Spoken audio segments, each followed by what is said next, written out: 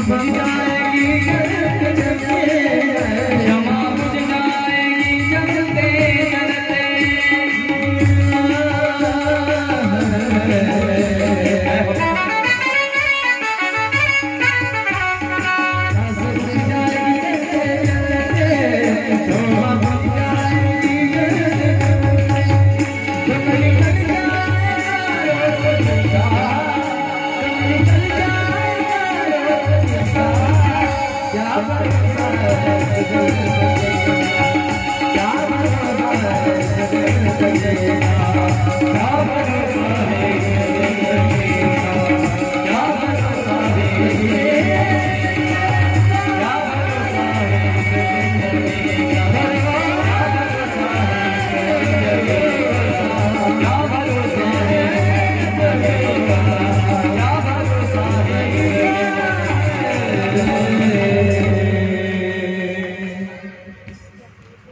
सभी बोलो राधे राधे। अरे जिंदगी का कोई भरोसा है? एक बार फिर से बोलो ना राधे राधे। लेकिन जब हयग्रीव नहीं माना उस समय देवी ने कहा कोई बात नहीं, मैं तुमको एक वर देती हूं। हयग्रीवाच मे मृत्युर नान्यस्मात् जगदम्बिके इति मे वांछितं कामं पूरयस्व मनोगतम्। देवी ने कहा तुम्हारा मनोगत क्या? उस समय हयग्रीव ने कहा मैया मेरा यही मनोगत है कि इस जगत में, इस त्रिलोक में मेरी मृत्यु किसी के भी हाथों से न हो, लेकिन होनी हो तो केवल हयग्रीव जो है उसके हाथों से। हयग्रीव किसे कहते हैं? जिसका सर घोड़े का है और पूरा शरीर मानव का है, उसे हयग्रीव कहते हैं। देवी ने कहा तस्मात् शीर्षे हयस्य समृद्धत्य मनोहरम देहेत्र विशिरो विष्णु स्पष्ट संयोजयिष्यति। माता ने वरदान दे दिया कि जा तेरा मरण, तेरा मृत्यु केवल हयग्रीव के हाथों से होगा। और यहाँ देवी सभी देवताओं की प्रार्थना से यहाँ पे आ गई और सभी देवताओं को प्रसन्न होकर मैया कहने लगी आप चिंता मत करो, वो जो विष्णु जी का सर कटा है वो मेरी प्रेरणा से ही कटा है। अब क्या किया जाए? देहोत्र विशिरो विष्णु स्पष्टा संयोजयिष्यति। अब एक काम करो,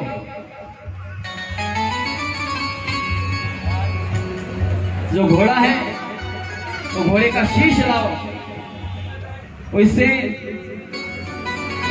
भगवान विष्णु जीवित हो जाएंगे। और भगवान विष्णु घोड़े का शीश लगाया गया और भगवान विष्णु जीवित हो गए और उनका नाम पड़ गया हयग्रीव। बोल हयग्रीव भगवान की जय। और भगवान ने उस हयग्रीव नाम के राक्षस को मार दिया। उसके बाद ऋषियों ने फिर प्रश्न पूछा सौम्य यच्च त्वया प्रोक्तम शौर्योद्यम महार्णवे मधु कैटभो सार्धम पंचवर्ष सहस्रकम। उन्होंने कहा आपने भगवान विष्णु के 5000 वर्षों तक युद्ध करने की चर्चा की थी। उसमें कहा था कि मधु कैटभ नाम के 2 राक्षस थे, उनको भगवान ने उसका वध किया, तो उत्पन्न कैसे हुए, उनका वध क्यों किया, इसकी बात हमें बताइए। उस समय कहने लगे सूत जी विष्णु कर्णमलोद्भूतो दानवो मधु कैटभो। भगवान विष्णु जब शैया में थे, सो रहे थे, उस समय उनके कानों के मेल से 2 राक्षस पैदा हुए, उनका नाम मधु और कैटभ। वो उन राक्षसों ने एक एवं वर्ष सहस्रम तो ताभ्याम तप्त महत तपः 1000 वर्षों तक तप किया।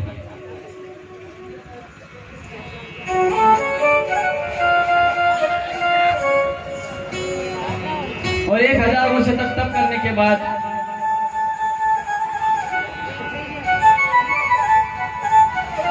उन्होंने कहा कि हमारा किसी के हाथों भी न वध हो, ऐसा वर उन्होंने मांग लिया।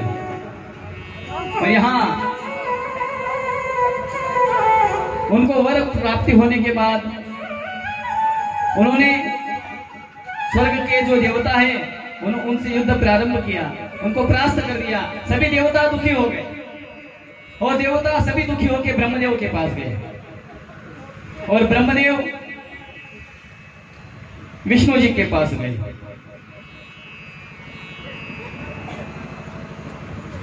और विष्णु जी से उन्होंने प्रार्थना करी कि आप मधुकैटभ नाम के 2 राक्षस को समाप्त कर दो।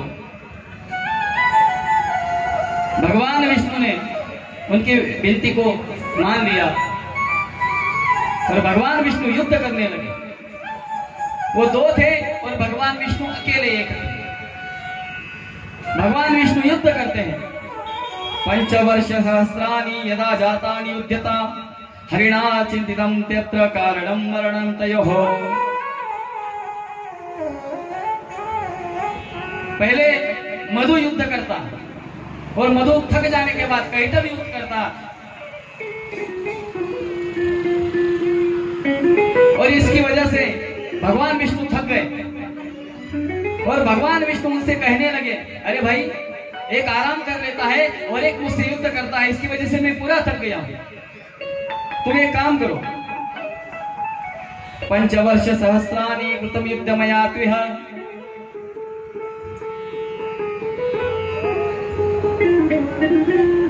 इसलिए आप लोग 5000 वर्ष हो गए आप मेरे साथ युद्ध कर रहे हो, आप थके नहीं लेकिन मैं थक गया, तो मैं थोड़ा विश्राम करना चाहता हूं। मधुकैटभ ने कहा कोई बात नहीं, आपको अगर विश्राम करना है तो आप थोड़ी देर विश्राम कर लीजिए। भगवान विष्णु विश्राम के लिए बैठे और उन्होंने देवी भगवती का ध्यान किया, देवी भगवती की आराधना की। हे मैया कृपा करो मुझ पे, मैं ये दोनों राक्षसों को मारने में असमर्थ हूं, मुझे पता ही नहीं चल रहा मैं मारूं कैसे। बारी बारी से वो युद्ध करते हैं, मैं थक जाता हूं लेकिन वो थकते नहीं। उस समय मैया ने क्या कहा, मैया ने उन्हें दृष्टांत दिया और मैया कहते हो वासे त्वा तिमोशूरो हंतव्यो च विमोहितो मोहयिष्यामि हम नूनं दानवो वक्रयादुषा। मैया ने उस समय कहा चिंता मत करो, आप उनके साथ युद्ध करो, मैं वहां पे आऊंगी और मुझे देख के वो दोनों दानव मोहित हो जाएंगे और मोहित होने की वजह से आप उनको समाप्त कर देना। उस समय भगवान विष्णु युद्ध के लिए तैयार हो गए, फिर से युद्ध चलने लगा। भगवान विष्णु फिर से थक गए और इस समय भगवान विष्णु कहने लगे तदस्तय वचनम श्रुत्वा प्रत्युवाच जनार्दनः भवित्या मध्य में दुष्टो मध्यवद्या भुवावपि। भगवान विष्णु कहने लगे क्या युद्ध करते हो तुम, बहुत बढ़िया युद्ध करते हो, आप जैसा योद्धा मैंने कभी नहीं देखा। अरे दोनों भाई समान बल वाले हो, मैं बहुत प्रसन्न हुआ तुमसे, क्या मांगना है मांग लो, मैं आपको इच्छित वर दूंगा। उस समय मधुकैटभ भगवान को कहने लगे अरे विष्णु हम क्या आपसे मांगे, अगर आपको कुछ हमसे मांगना है तो आप मांग लो। उसी समय भगवान विष्णु ने कहा आप अगर प्रसन्न हो तो मुझे एक वर दो कि आपकी मृत्यु किस जगह पे होगी ये मुझे बताओ। कथा सुनने से भी प्यास लगती है, मुझे पहली बार पता हुआ। कथा कहने से लगती होगी, सुनने से लगती है मुझे पता नहीं। अगर बोलने से प्यास लगती है तो मुंह से पानी पिया जाता है और सुनने से प्यास लगती है तो पानी किससे पीना चाहिए। एक बार सभी बोलो राधे राधे। कल से अपनी अपनी बोतल सभी लेके आएंगे। हाँ चल लेना, कुछ साथ में खाने का भी लेके आना थोड़ा थोड़ा। एक बार सभी बोलो राधे राधे। पीजिए पानी अभी, कोई बात नहीं। उस समय मधु कैटभ ने कहा कि भगवान आपने तो हमें फंसा दिया, लेकिन हमने वचन दिया है, वचन की पूर्ति अवश्य करेंगे। उन्होंने कहा जिस भूमि पर जल न हो, जो भूमि निर्जल हो, उसी भूमि पे हमारे प्राण जा सकते हैं। और भगवान फिर उनसे युद्ध करने लगे। और उस समय भगवान फिर से थक गए। मां भगवती को भगवान विष्णु की दया आई और भगवान मां भगवती ने अपना सुंदर रूप वहां पे प्रकट किया। बोल अम्बे मैया की जय। मां भगवती को देखा, उसके रूप को देखा, मंत्र मुग्ध हो गए। सब भूल गए मधु कैटभ, हमें युद्ध भी करना ये भी भूल गए। देखिए मां भगवती भगवान बहुत ही सुंदर होते हैं। मां भगवती की आप विग्रह को देख रहे हो, कितना सुंदर है मैया का विग्रह। मैया का विग्रह, मैया की मूर्ति, मैया की मूर्त इतनी सुंदर है, इतनी सुंदर है कि आंखें नहीं हटती।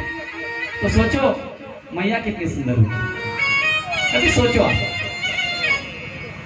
अरे जिस मैया ने हमें और आपको बनाया,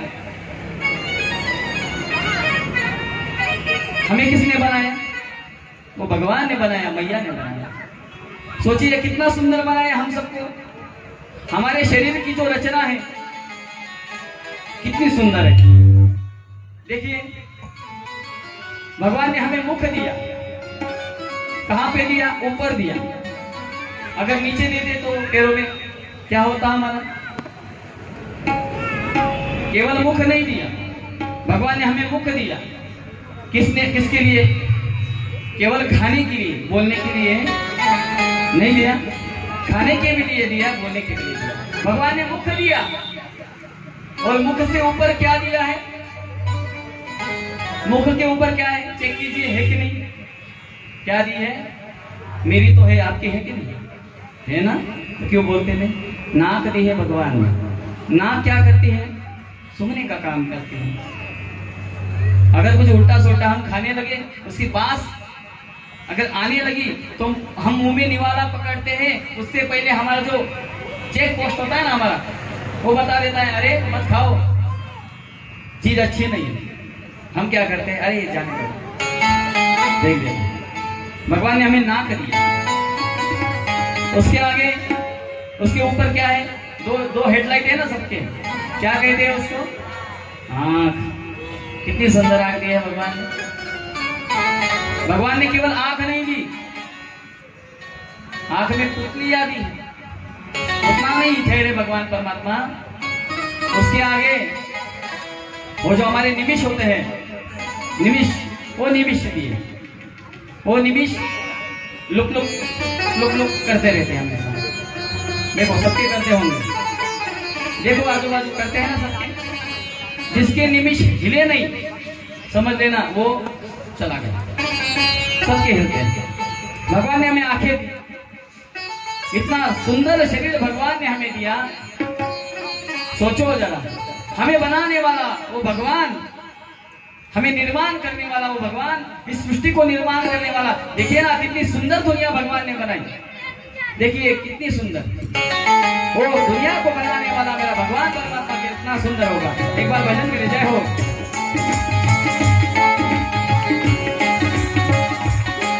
ताली बजा के सब भजन करके जय हो।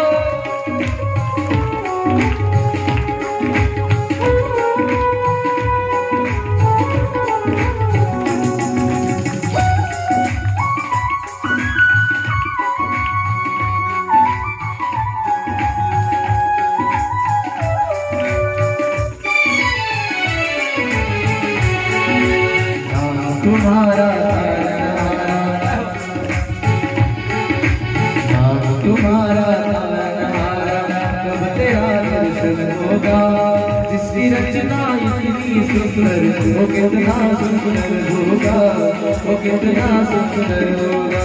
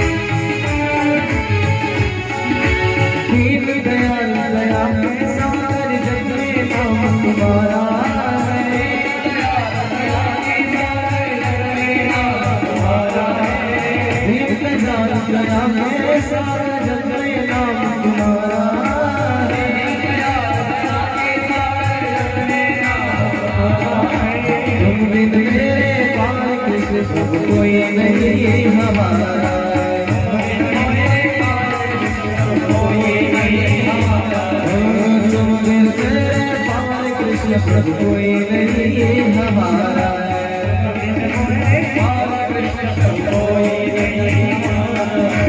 तुझसे पार तुझसे पार मेरा नहीं करना होगा। जिसकी रचना वो कितना सुंदर होगा, वो कितना सुंदर होगा।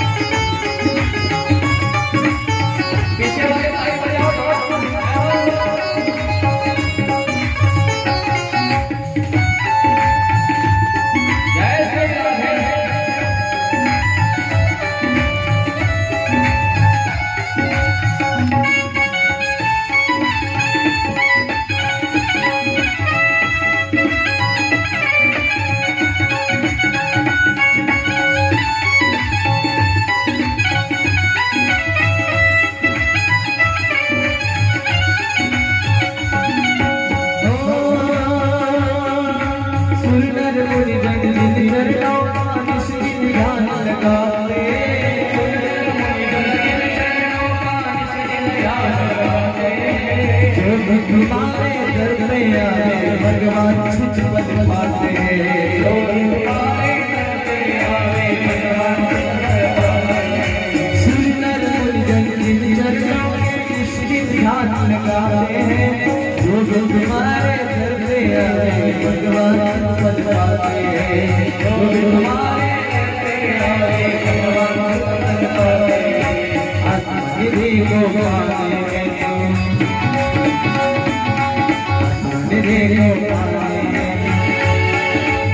मेरा होगा। जिसकी रचना इतनी सुंदर वो कितना सुंदर होगा, जिसकी रचना इतनी सुंदर वो कितना सुंदर होगा। नाम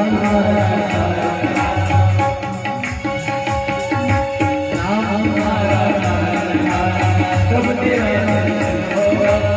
जिसकी रचना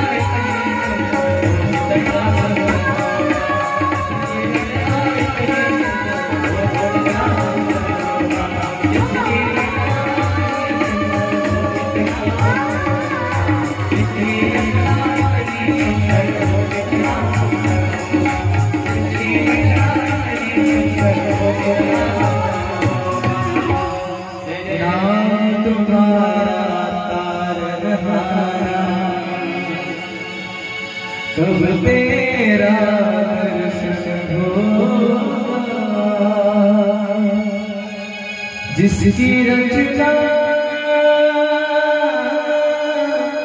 इतनी सुंदर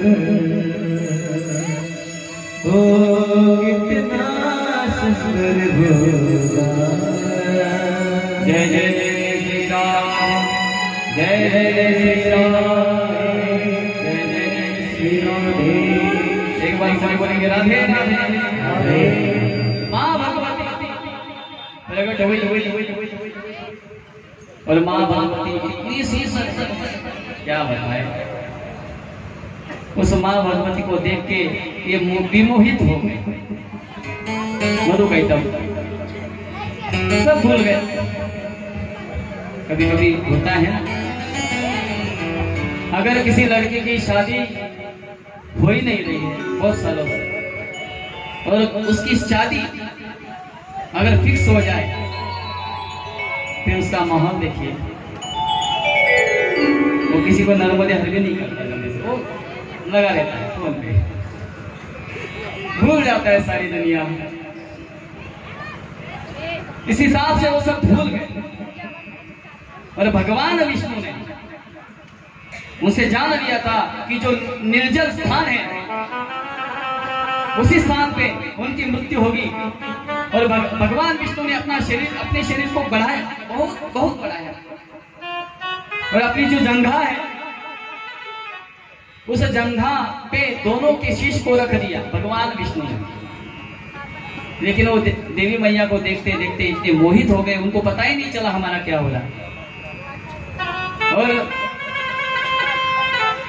अपने जंघा पे उनको सुला के भगवान विष्णु ने सुदर्शन चक्र निकाला, और सुदर्शन चक्र से उन दोनों को समाप्त कर दिया भगवान ने। बोल विष्णु भगवान की जय। मधु कैटभ को मार दिया, और उनके शरीर से जो मेद निकला, मेद यानी फैट, चर्बी, वो जो मेद निकला तो इतना था कि उस मेद की मेदिनी हो गई। मेदिनी यानी पृथ्वी, जिसे हम भूमि, जिस पे हम रहते हैं। इसलिए देखिएगा तो भूमि का मिट्टी का रंग लाल होता है, क्योंकि वो मधु कैटभ के शरीर से जो मेद निकला उससे उत्पन्न हुई। इसलिए कहा जाता है कि छोटे बच्चे जो होते हैं उनको मिट्टी कभी खाने नहीं देते। ऐसा कहते हैं मिट्टी खाने से बुद्धि खराब हो जाती है। अभी तो बच्चे क्या खाएंगे उसका क्या पता है, वो कुरकुरे भी खाते हैं, कुछ भी खाते हैं, उनका क्या। कुरकुरे पता है आपको? नहीं पता? अच्छी बात। 10 रुपए में मिलते हैं, 2 रुपए की कुरकुरे, 8 रुपए की हवा आती है उसमें, पता होगा। और भगवान ने माँ भगवती की कृपा से निर्जले गोकुले देश हनस्व मधुसूदन, भगवान ने उनको मार दिया। गत प्राणो तदा जातो दानवो मधु कैटभो, सागर सकलो व्याप्त सदा में मेद सोतयो। सागर पर वो मेद एक जगह पे स्थिर हो गए, उसकी पृथ्वी हो गई। और इस तरह से माँ भगवती की कृपा से मधु कैटभ का वध भगवान विष्णु ने कर दिया। बोल दुर्गा मैया की जय। और ये सब कौन बता रहा है? नारद जी बता रहे हैं। किसको? व्यास जी को। व्यास जी का प्रश्न था ना, मैं किसकी साधना करूं पुत्र प्राप्ति के लिए। तब उनसे कहा कि आप मैया की साधना करो, माँ भगवती की आराधना करो। उस समय व्यास जी तपश्चर्या करने लगे। मेरु शृंगे महारम्ये व्यास सत्यवती सुतः, तपश्चार सत्युग्र पुत्रार्थम कृत निश्चयः। और उन्होंने जो मेरु पर्वत है उस पर रहकर 100 वर्षों तक तपश्चर्या की।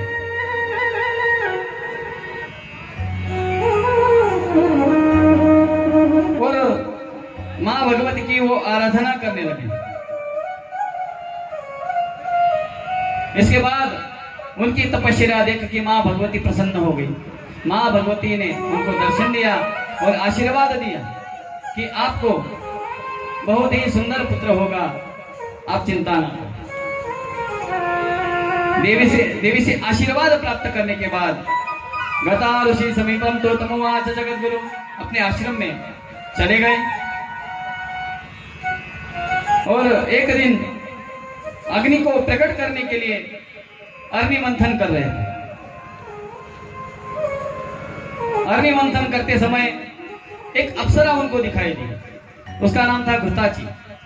सा गुत्वा तसुके रूपम निर्गता भई विमलः कृष्णस्तु विस्मयं प्राप्तो विहंगीता विलोकयन्। और उस अप्सरा को देख के व्यास जी के मन में काम भाव जागृत हो गया। उस अप्सरा ने शुक्र रूप धारण कर लिया और उसके शुक्र रूप को देखते ही व्यास जी का तेज अपने शरीर से बाहर आ गया और उससे एक पुत्र की निर्मित हो गई। उसे कहते शुकदेव। बोल शुकदेव भगवान की जय। शुकदेव भगवान का प्राकट्य हो गया। उसके बाद उनको सभी प्रकार की विद्याएं दी गई। श्रीमद् भागवत में एक कथा थोड़ी अलग आती है और देवी भागवत जी में थोड़ी अलग आती है। जिसने श्रीमद् भागवत सुना होगा वो थोड़ा कंफ्यूज होते होंगे कि महाराज जी हर समय थोड़ा अलग अलग बताते हैं। अभी अलग अलग बताया गया तो मैं भी क्या करूं। मैं देवी पुराण सुना रहा हूँ, भगल पुराण थोड़ी ना सुना रहा हूँ। जो यहाँ दिया गया वही बताने का प्रयास करा। फिर अपने पुत्र को वो जब तरुण अवस्था में युवा अवस्था में आ गया तो उनको आग्रह करने लगे, बेटा तो भी विवाह कर ले, शादी कर ले। जैसे हर माता पिता बच्चे बड़े होने के बाद उनका क्या करते हैं, विवाह कर देते हैं। संसार में कितने भी दुख हो, कितने भी कष्ट हो, फिर भी माता पिता क्या करते हैं, शादी कर दो, हाथ पीले कर दो। अगर कोई लड़का बिगड़ेल होगा, बुरा उसका स्वभाव होगा, दुष्ट होगा, तो माँ बाप यही सोचते हैं इसकी शादी कर देते हैं, ये सुधर जाएगा। और नहीं सुधरा तो उस लड़की की सारी जिंदगी क्या हो जाएगी, बिगड़ जाएगी। अपने बच्चे की जिंदगी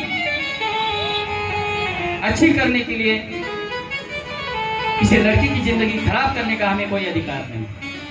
अगर हमारा लड़का अच्छा है तो उसकी शादी करो, नहीं है तो उसको अच्छा बनाओ। नहीं तो उसको कहो तू अच्छा नहीं रहेगा तो तेरी शादी ही नहीं होगी, अपने आप अच्छा हो जाएगा। लेकिन लोग अलग सोच रखते हैं। अपने बच्चे को कहने लगे, उस समय सुखदेव जी ने कहा कि शादी में क्या रखा है, वो तो दुख है। जन्म दुखम जरा दुखम दुखं च मरणे तथा गर्भवासे पुनर्दखम विष्ठा मूत्रमये पिता। उन्होंने कहा जन्म लेना कितना दुख। वो जो माता जो जन्म देती है उसको ही पता है कि अपने पुत्र को जन्म देने के लिए उसको क्या पीड़ा सहन करनी पड़ती है, क्या सहती है, वो केवल मैया जानती है। किसी एक आदमी ने एक संत से पूछा कि महाराज जी आप हमेशा मैया का ही गुणगान क्यों करते हैं, माता का ही बखान करते हो, मैया के ही गीत गाते हो, कभी पिताजी के गुणगान नहीं करते, मैया में क्या इतना विशेष है। तो संत ने कहा अरे भैया आपके जो प्रश्न है उसका उत्तर मैं 7 दिनों के बाद दूंगा। कितने दिनों के बाद? 7 दिनों के बाद। आप एक काम करो, उससे पहले क्या कुछ नहीं करना है, घर पे जाना है और घर पे जाकर केवल 1 किलो का पत्थर होगा, 1 किलो का पत्थर वो लेना है और 7 दिनों तक खाते पीते सोते उठते बैठते नहाते धोते कुछ भी करते वो पेट में अपने पेट को कस के बांध के रखना है। कितने दिनों तक? 7 दिनों तक। उसने बोला ऐसा क्यों? आपको अगर उत्तर चाहिए तो ये करना पड़ेगा। वो बोला ठीक है। वो घर पे चला गया, उसने अच्छा पत्थर देखा, नुकीला देखता तो पेट में घुस जाता, अच्छा पत्थर देखा, अपने पेट को बांध दिया, खाना खाया, अभी पेट को पत्थर बांध दिया है, भोजन करने में मन लगेगा? नहीं लगता है। लेकिन उसने कहा अरे उत्तर तो चाहिए ना। रात को सोया, रात को नींद नहीं आती क्योंकि ऐसा सोएगा तो पत्थर पेट में बना है, क्या करे, रात भर सो नहीं पाया। किसी तरह से वो रात समाप्त हुई। दूसरे दिन उसने सोचा मुझे इस सवाल का जवाब नहीं मिला तो भी चलेगा, लेकिन ये पत्थर बांध के मैं नहीं घूमूंगा, नहीं चाहिए मुझे जवाब। वो उसी संत के पास फिर गया, और संत से कहने लगा, आपको अगर जवाब देना है तो दो, उत्तर देना है तो दो, अन्यथा मत दो, लेकिन ये सब मैं नहीं करूंगा। उस समय उस संत ने कहा, अरे भाई 1 किलो का पत्थर तूने केवल 1 रात तक अपने पेट के ऊपर रखा तो तुझे इतनी तकलीफ होने लगी। अरे वो मैया, वो माता, वो 3-4 किलो के उस बेटे को अपने पेट के अंदर 9 महीने तक रखती है और उफ भी नहीं करती। इसलिए उस माँ की पूजा की जाती है, इसलिए उसको पूज्य माना जाता है। माता को पूज्य इसलिए माना जाता है कि वो दुख सहन करके भी, दुख सह के भी अपने पुत्र को जन्म देती है। इसलिए जन्म देना और जन्म का दुख बहुत है। जरा दुखम, बुढ़ापे का कितना दुख होता है। आंखों को ठीक से दिखाई नहीं देता, कानों को सुनाई नहीं देता, सारे दांत रिटायरमेंट हो जाती है उनकी, दांत नहीं रहते, वेदांती रहते हैं। कुछ खाने जाओ, चबाने जाओ, सब पानी में गला के खाना पड़ता है। कितनी तकलीफ है। रात दिन खांसी चलती रहती है, घुटनों में दर्द होते रहता है। बुढ़ापे में बहुत तकलीफ होती है। जरा दुखम, और मरते समय तो बहुत ही दुख होता है। गर्भवासे पुनर्दुखम, पिताजी बहुत ही दुखी संसार में है, इसलिए मैं ये संसार करना नहीं चाहता। ऐसा जब सुखदेव जी ने कहा, उस समय व्यास जी सोचने लगे कि अभी क्या किया जाए, ये मेरी सुनता नहीं। इसलिए व्यास जी ने क्या किया, सुखदेव जी को जो जनक महाराज है, वैदेही जनक, उनके पास भेज दिया। और वो वैदेही जनक जो है, उनके यहां जाके वो उनसे संवाद करने लगे। उत्पन्ने हृदय वैराग्ये ज्ञान विज्ञान संभवे अवश्य में वस्तव्य श्रमेशु वनेशु। वो कहते हैं कि संसार करना जरूरी है क्या, विवाह करना जरूरी है। विवाह, संसार में तो कितना दुख, संसार में तो बहुत बड़ी बेड़ी है।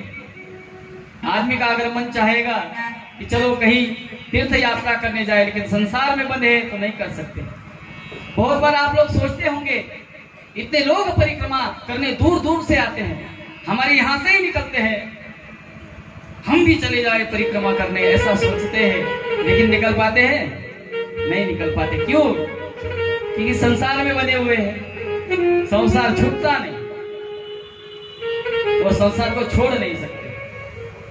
तो संसार ये सुखी कैसे कर सकता है हमें? संसार में रह के आदमी सुख कैसे प्राप्त करेगा? उस समय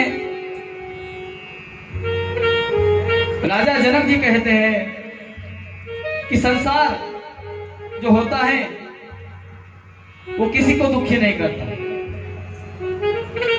संसार का जो बंधन है, संसार की जो ममता है, वो आदमी को दुखी करती है। इसलिए संसार किया जाता है। गृहस्थ में रहना चाहिए, लेकिन कैसे? जैसे कीचड़ में कमल रहता है, पद्म पत्र विवाम भसा।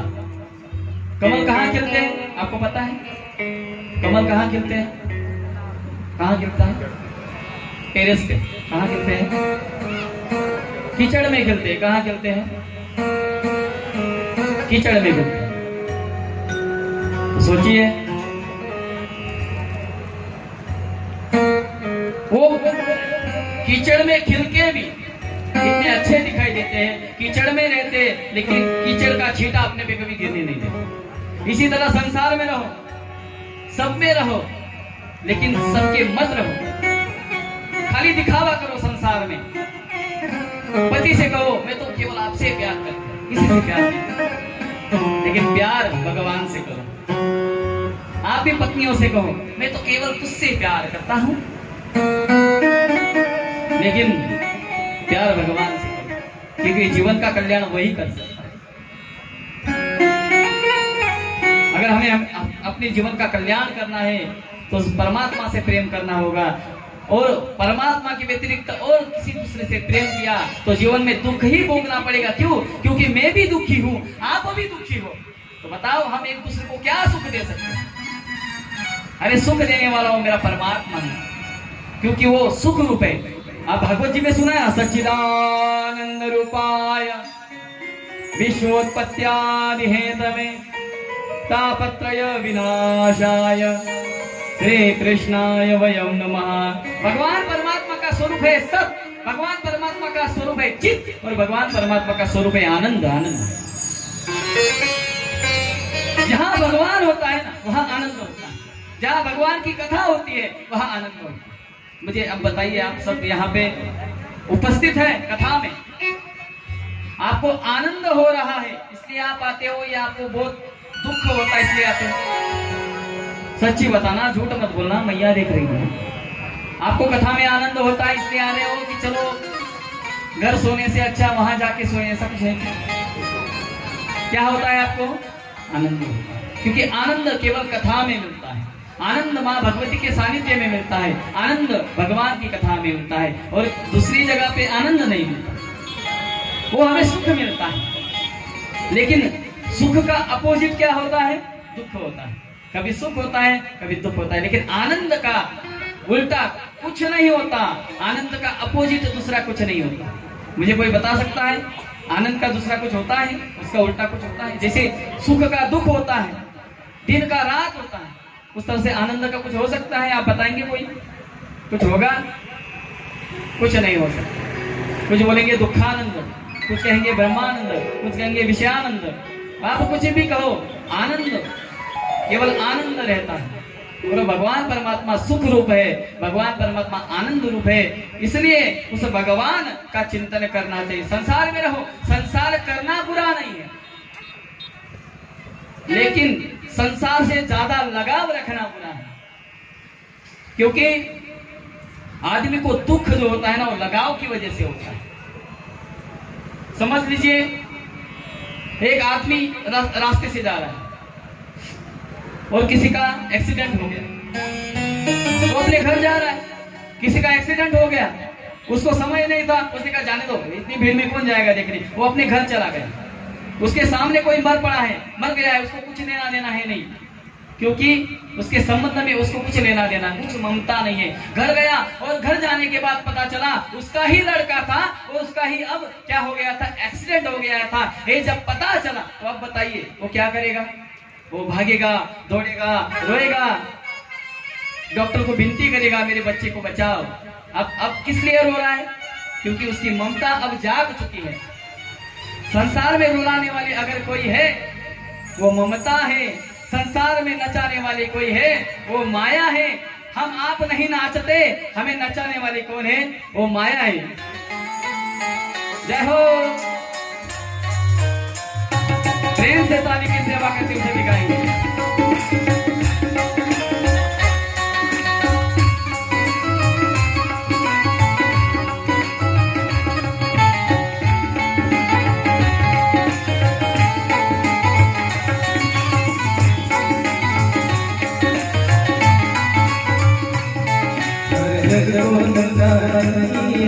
हरि माया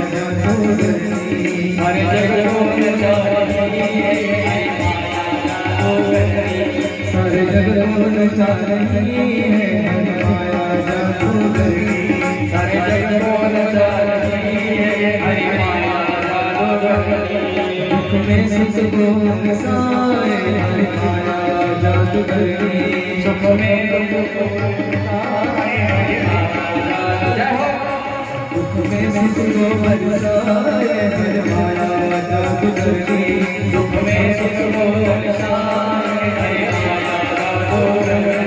हरि माया जादू करी, हरि माया जादू करी, हरि माया जादू करी, हरि माया जादू करी, हरि माया जादू करी, हरि माया जादू करी, हरि माया जादू करी, हरि माया जादू करी, हरि जग को नचा रही है माया जादूगरनी, हर जग को नचा रही है माया जादूगरनी, हर जग को नचा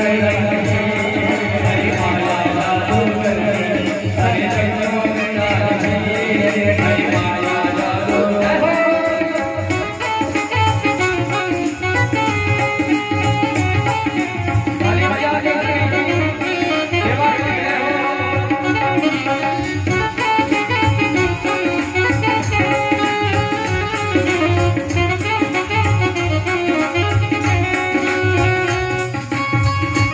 है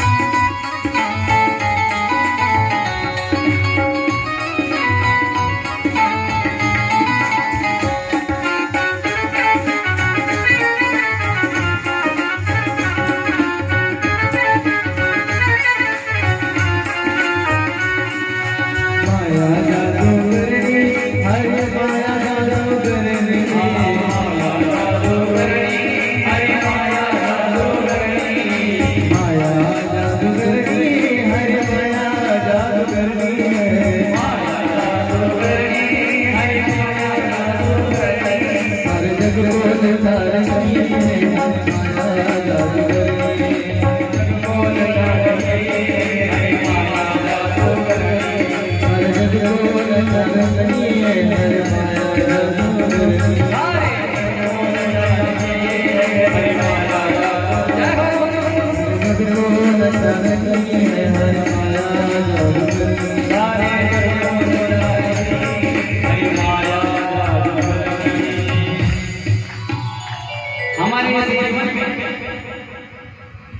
अगर हमें दुख भोगना पड़ता है वो केवल माया की वजह से।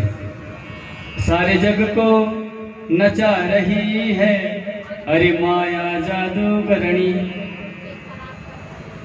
अगर हमारा बेटा हमें कुछ गलत भी कहता है तो भी हमें वो अच्छा ही लगता है, क्योंकि माया नचा रही है। वो हमें अगर खाने के लिए भी ना दे तो भी हमें वैराग नहीं होता, और हमेशा नहीं सोचते इसको छोड़ के मैं तो परिक्रमा में निकल जाऊंगी, मैं किसी आश्रम में रह जाऊंगी या रह जाऊंगा, कभी सोचते नहीं। अगर कभी उसने मार भी दिया समझ लो, फिर भी माता कहती है जाने दो, कैसा भी है मेरा बेटा है। जब बचपन में छोटा था तो कितनी लातें मुझे मारता था, अभी तो बड़ा हो गया है, तब मैंने बुरा नहीं माना तो अब क्या बुरा मानूंगी। ये माया का प्रभाव है, इसलिए संसार किया जाता है, लेकिन संसार में माया का आश्रय मत लीजिए। दिखावा सबसे करना है, लेकिन ममता नहीं रखनी जीवन में, क्योंकि ममता ही रुलाती है और कुछ नहीं।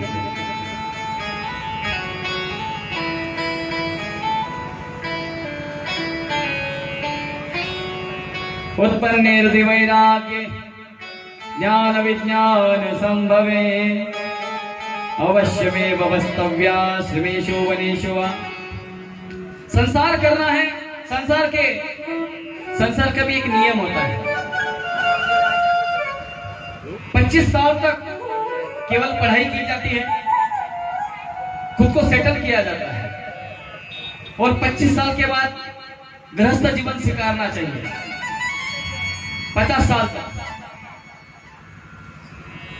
और 50 साल के बाद क्या आता है? 50 के बाद क्या आता है? क्या आता है?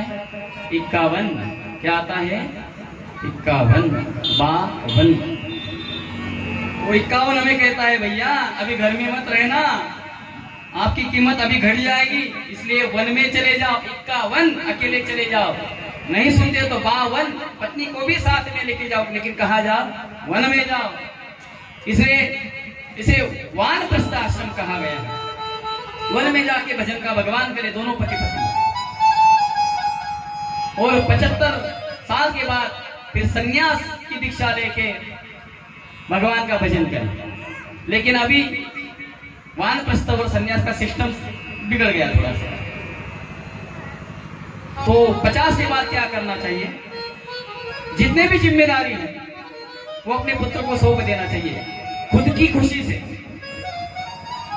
नहीं तो बच्चे पीटेंगे और तिजोरी की चाबी छीनेंगे।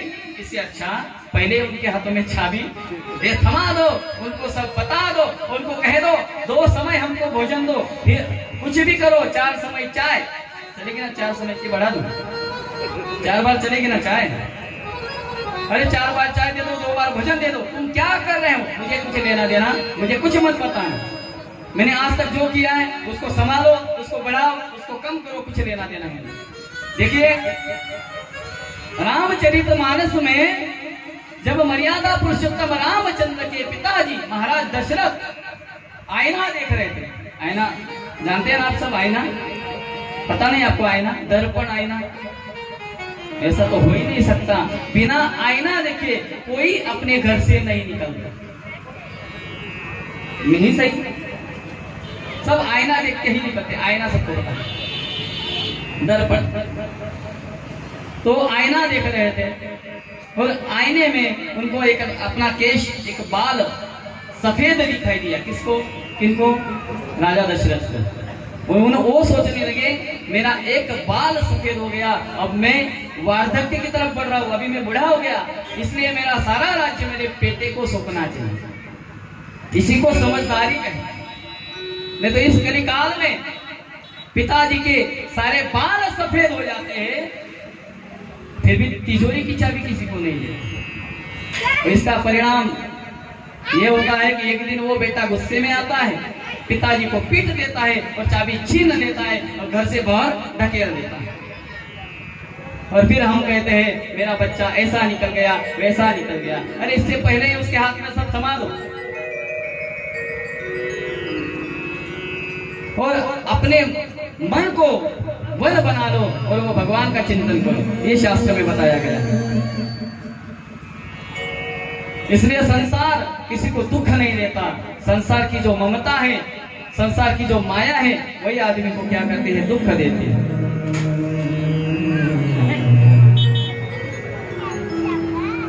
उसके बाद सारी इच्छाओं का त्याग करके भोजन इच्छा सुखेच्छा से इच्छा मात्मजस्य च यदि भूत्वा कथम कुर्यात् विकारे समस्थिते,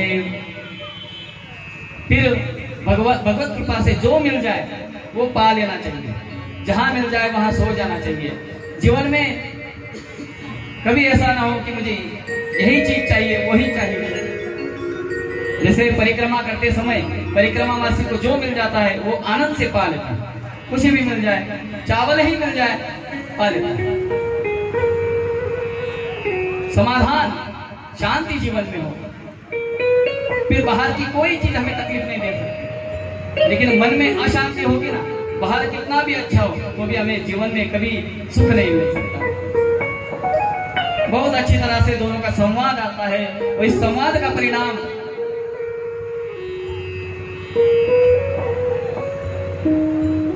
पितृणा सुभगा कन्या पिवरी नाम सुंदरी। सुखदेव जी ने जो पितरों की कन्या है पिवरी, उसके साथ उसने विवाह कर लिया, पत्नी रूप में उसको स्वीकार लिया। कृष्ण गौरप्रभम चैव भूरि देवसुतम दधान, और सुखदेव जी को उससे कृष्ण गौरप्रभ भूरि तथा देवसुत नाम के 4 पुत्र हुए। कन्या कीर्तिम समुत्पाद्य व्यास पुत्र प्राप्तवान, और एक कीर्ति नाम की कन्या को उन्होंने जन्म दिया।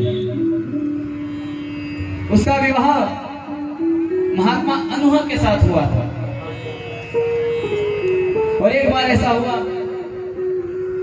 आकाश में एक बिजली चमकी और वो बिजली में सुखदेव महाराज अदृश्य हो गए। बोलो सुखदेव भगवान की जय। सुखदेव भगवान अदृश्य हो गए। ये देख के रुदंतम समालाक्ष्य व्यासम शोकम समन्वितम, लुढ़क गए वो भाई।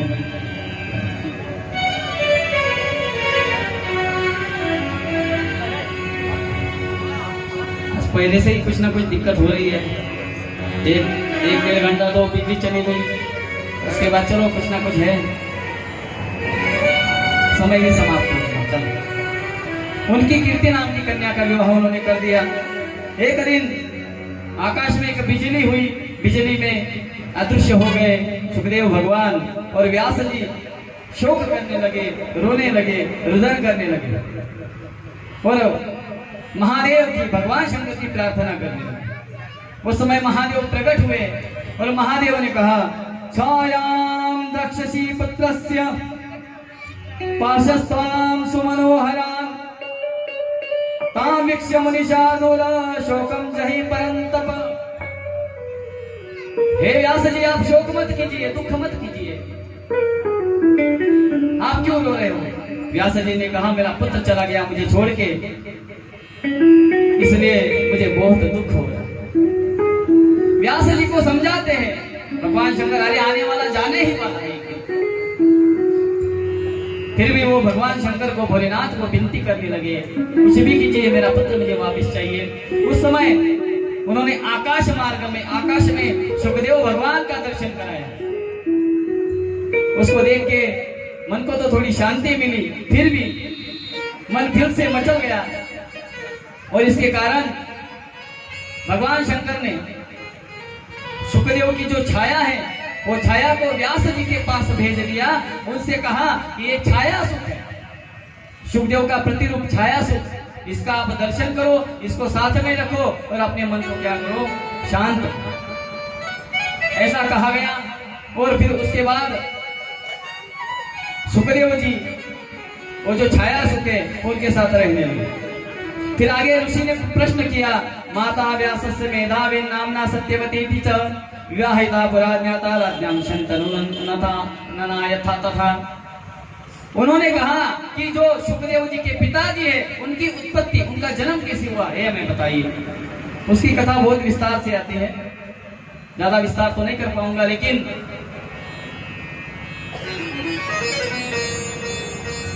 जो महाराज चेदी देश के राजा थे परिचर, उपरिचर उनका नाम,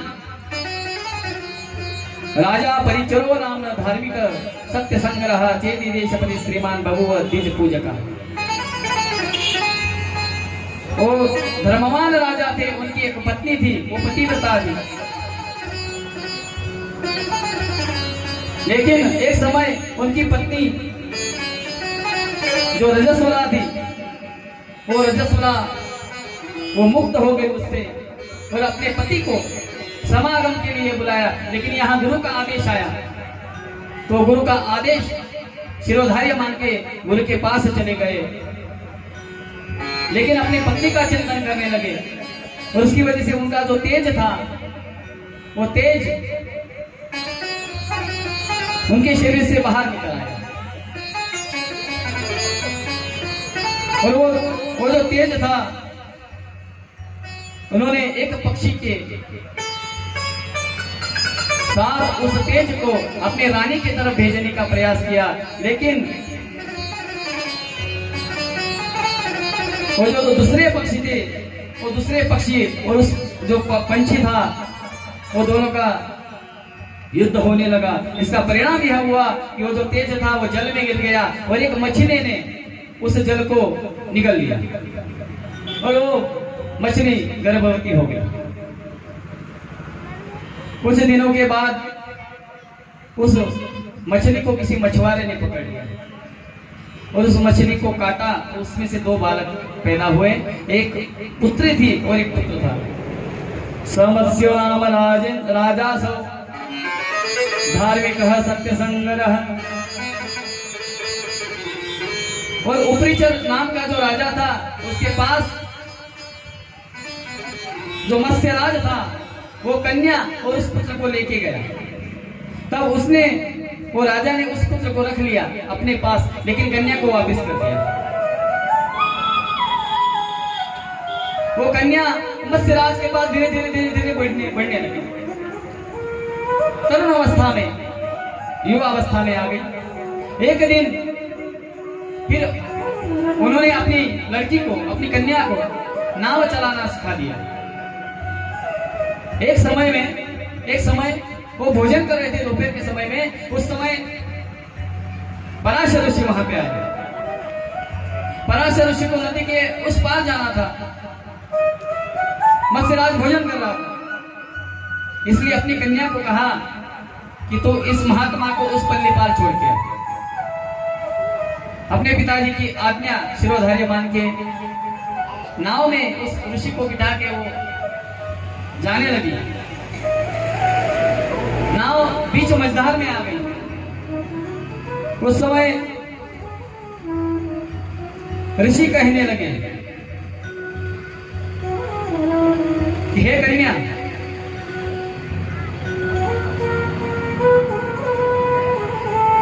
मुझे आपके साथ संग करना है, मेरी यह इच्छा है। उस कन्या ने कहा कि आप ब्राह्मण हो और मैं मत्स्य कन्या हूं।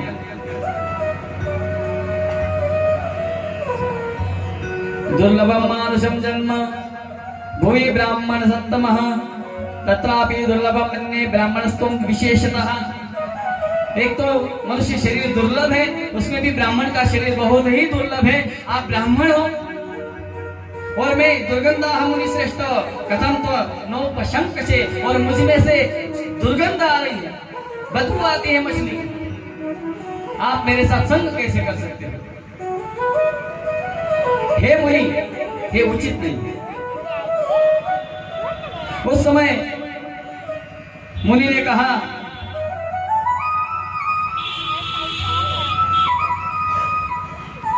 कि कोई बात नहीं। मुनि ने उसको आशीर्वाद दिया।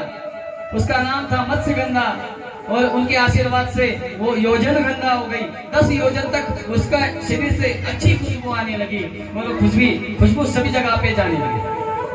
उसका नाम योजन गंधा हो गया, सत्यवती हो गया।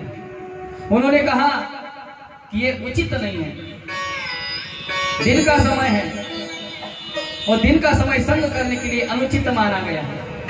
उस समय अपने तप के प्रभाव से पराशर जी ने कोहरा निर्माण कर दिया और अंधेरा हो गया सब जगह। फिर उस कन्या ने कहा कि नाव में पानी के ऊपर संग करना उचित है, तो उन्होंने नाव ऊपर उठा ली। फिर उसने कहा मैं तो कन्या हूं, मैंने आपके साथ विवाह नहीं किया, तो मेरा कुमारी का व्रत भंग हो जाएगा। उस समय उन्होंने कहा कांतिद्यम प्रियम कृत्वा कन्येव तुम भविष्यसि। उन्होंने कहा मेरा आशीर्वचन है कि तुम्हारा जो कौमार्य है वो कभी भंग नहीं होगा, तुम हमेशा कन्या बनी रहोगी। गंधोयम सर्वदा में सद्या यौवनम च नव नवम, और तुम सदा सुगंध देती रहोगी।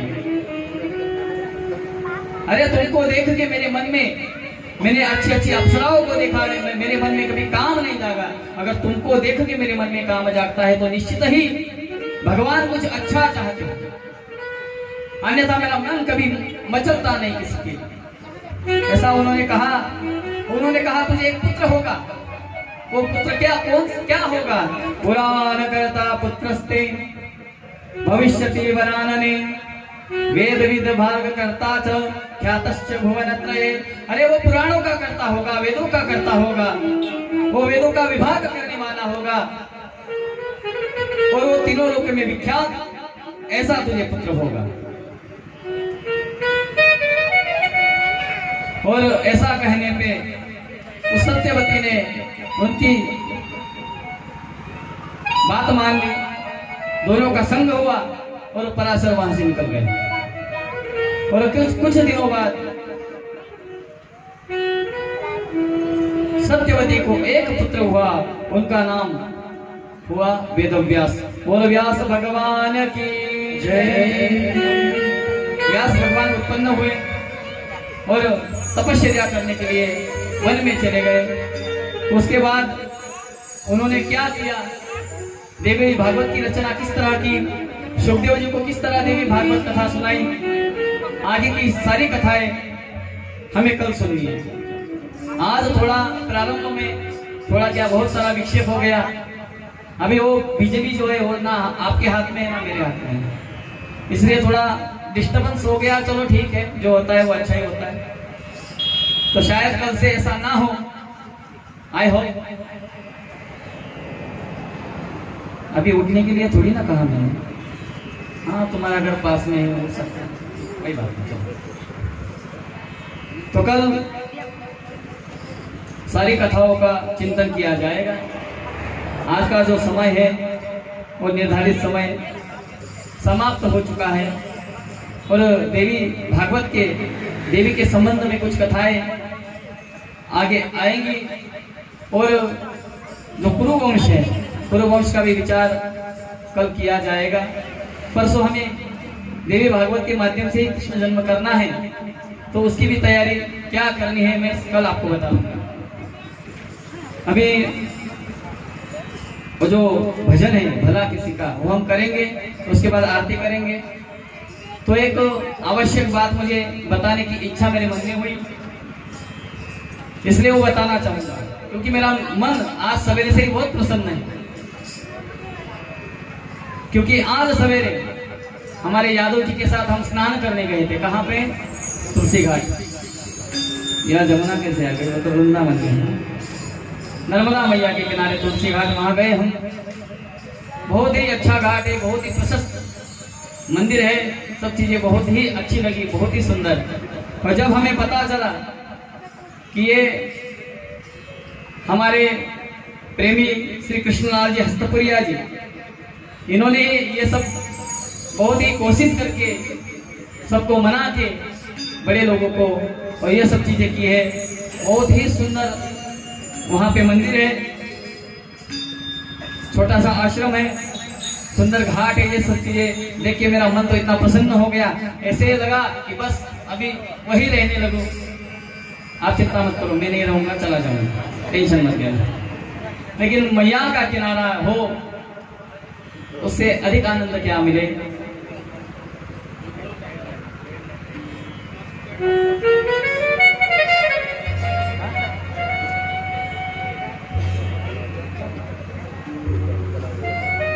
जी, आज हमने तो मधु कैटभ की कथा सुनी थी।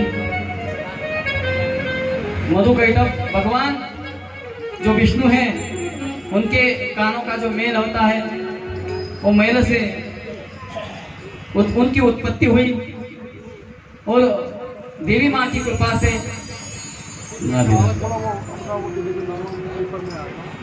हाँ जी अभी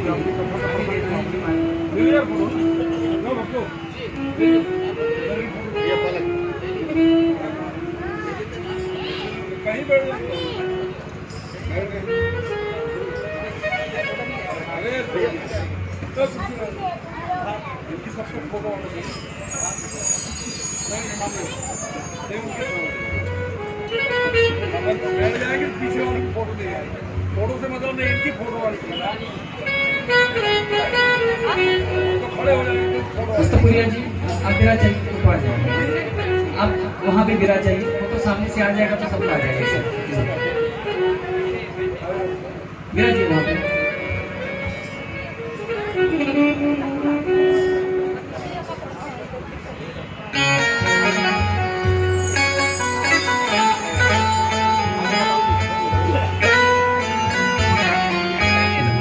तो मैं ये कह रहा था कि उन्होंने बहुत अच्छा कार्य किया है, मेरा मन बहुत प्रसन्न हो गया।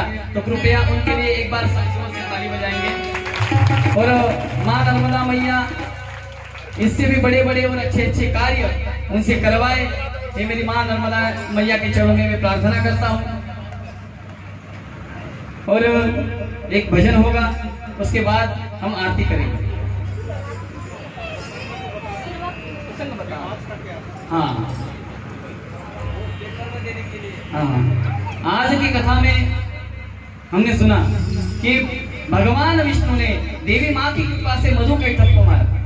मधु और कैटभ कौन थे?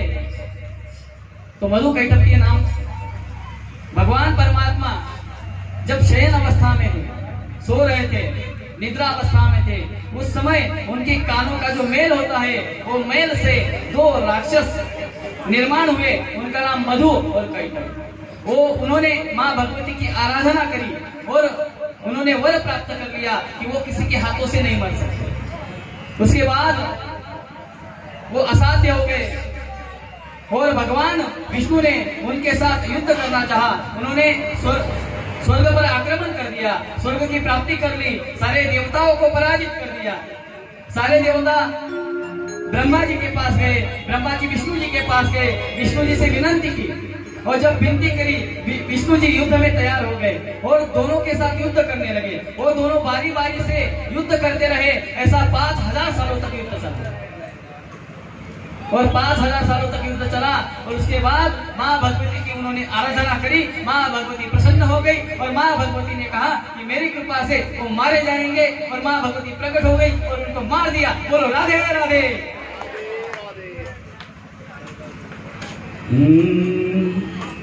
भला किसी का कर न सको तो बुरा किसी का मत करना। पुष्प नहीं बन सकते काटे बन कर। भला किसी का कर न सको बुरा किसी का मत करना। पुष्प नहीं बन सकते बन कर मत। भला किसी का कर न सको।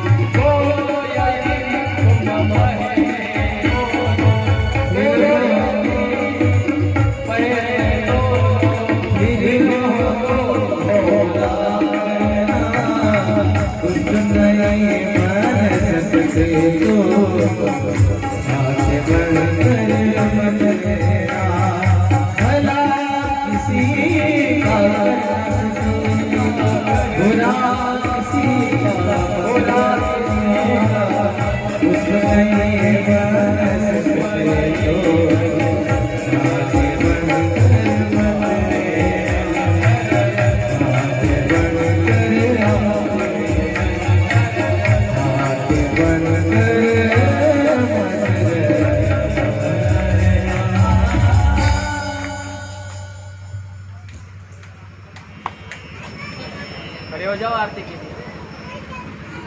अरे भाई आरती करनी है, खड़े हो जाओ।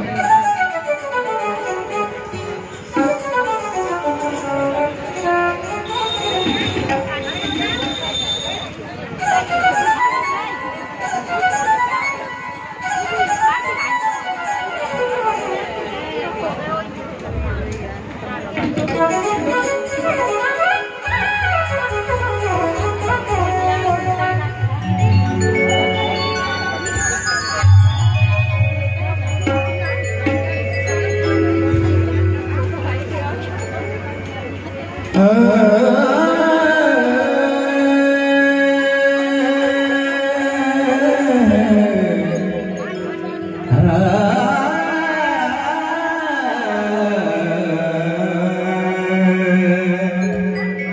आरती का साथ कौन आगे लो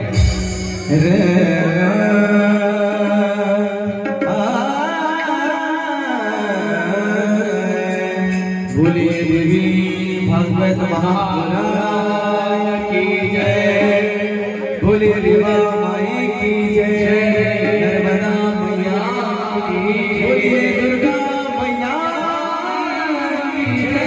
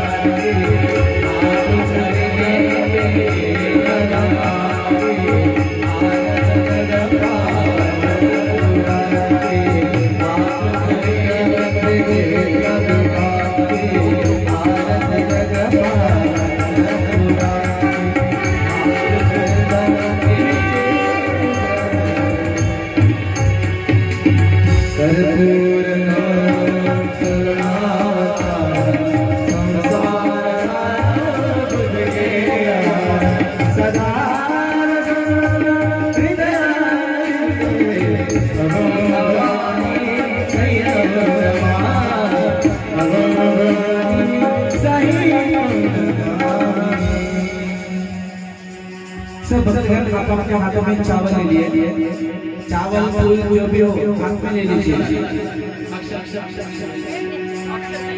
आपके हाथ में चावल हो तो हाथ में ले लीजिए, फूल हो तो फूल भी ले लीजिए।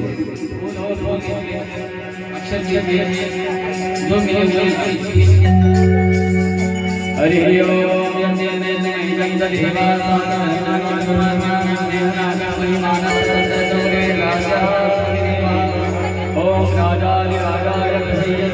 नमो वै विष्णुनाय ब्रह्मणे समे कामान काम कामाय मह्यं कामेश्वरो वैष्णवो ददातु कुबेराय विष्णुनाय महाराजाय नमः। ओम स्वस्ति साम्राज्यं भोज्यं साराज्यं वैराज्यं बालमेशं राज्य महाराजमाधिपत्यमयं सुमन्तवर्यायस्य सर्वभौमस्सर्वशान्तादापराधात् पृथिवी सप्तपर्यन्ताय एकराणिति तदपेश श्लोको विहितो मरुतं परिवेष्टारो मरुतस्यावसंग्रहे अविक्षिप्तस्य कामेऽपि विश्वदेवासवासदैति नानासुगन्धपुष्पाणि भवानि च पुष्पाञ्जलि मया दत्तं गृहाण परमेश्वर मंत्र पुष्पांजलि समर्पयामि। दो ही आंखें हैं मेरी, सभी हाथ खड़े करेंगे और भगवान जी से क्षमा मांगेंगे। हे प्रभु, अगर हमसे कुछ गलती हो गई तो हमें क्या करना, क्षमा करना। आप क्षमा करते रहिए, आप माफ करते रहिए, हम गलतियां करते रहिए। सभी हाथ खड़े करके बंगे श्री हरये नमः, श्री हरये नमः, श्री हरये नमः।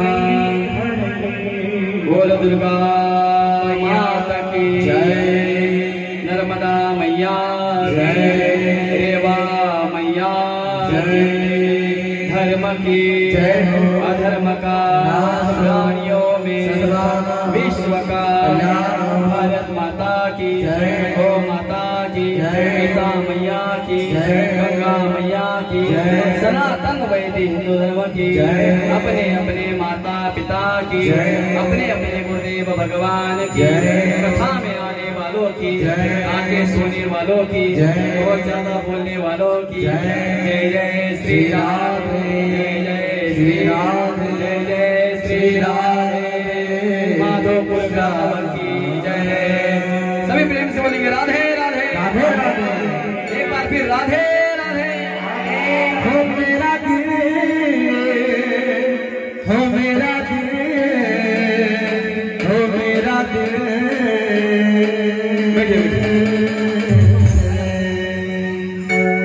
हो मेरा दिल तो दीवाना दीवाना दीवाना, मेरा दिल तो दीवाना हो गया, हो दीवाने तेरा, मेरा दिल तो दीवाना